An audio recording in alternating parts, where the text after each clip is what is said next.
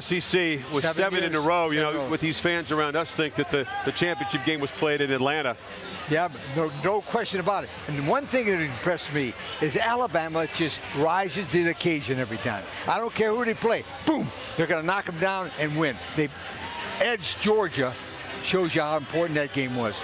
Well, it's just fun to watch because in an age where it's all about spread and running quarterbacks, Alabama just says, come in the middle of the ring, step up here with the big boy, trade some knuckles, and let's see how you do. I mean, it's toughness. I know they're doing more spread concepts, but the physical offensive line up front, the discipline, just say, come get some. To tell you the one thing that really makes you think after watching this is that Heisman Trophy winner.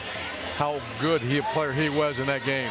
His acceleration, and he worked that team over a little bit. Yeah, so can you believe that? As you're sitting there talking about the speed, which I agree with, think about watching those highlights of that game in Tuscaloosa. Yeah, Johnny Manziel, a different kind of quickness on the field than Golson had tonight.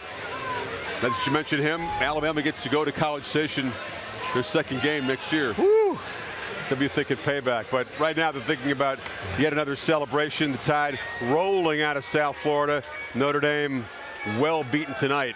Let's go over to Reese and those guys for their take on it. All right, Chris, Lou Olson, Mark May here. And Mark, going into this game, the Notre Dame defensive staff thought that A.J. McCarron that they had seen on tape was indecisive. They didn't think that he could beat them downfield.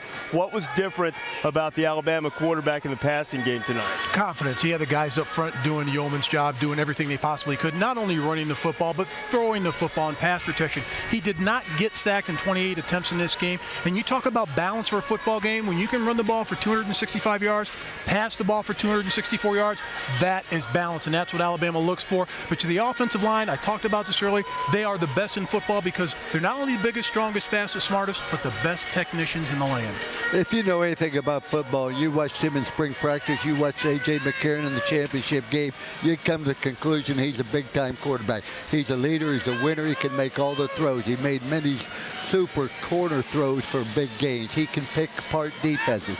But let's look at it. Alabama was just far superior. How did it happen? I really don't know. Except the one thing we did say. When you come out of this game, you wanted to make sure you went in and did the things that got you here. Notre Dame never even tried to run the football consistently. And if you're going to win a championship, you got to be able to stop the run, which Notre Dame could not. You got to be able to run the ball, which they did not try. Lou, you've said many times about the lingering effects of a bowl loss, and I think it's even amplified more when it's in a national championship game. What kind of impact can this have on a great season that Notre Dame had up until this point? Well, I think it will not hurt them in recruiting. I think the fact that Notre Dame was back, was #1 in the spotlight so much will certainly help them. But by the same token, I think the fans are going to say, hey, this was a step in the right direction. We got the national championship game. We weren't quite ready. Notre Dame did not play their best football game, and that's probably the most discouraging thing to that university and to the team and to the coaches as well.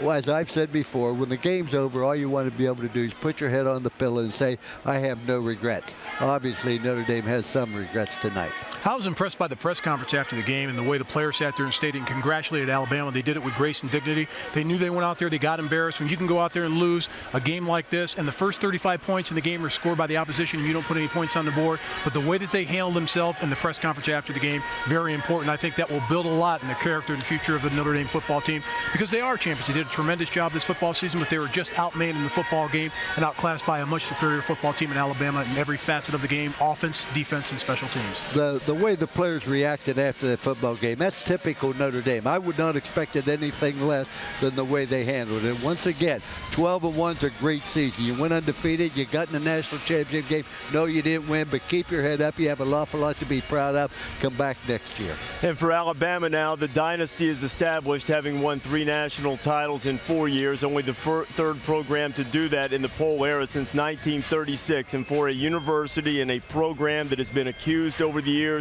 of clinging to the good old days and not being able to look forward, this, perhaps inarguably, is the greatest era in Alabama football. And in Tuscaloosa, those who couldn't make it here to Miami Gardens are celebrating yet another national championship. The Crimson Tide will claim their 15th after beating Notre Dame tonight.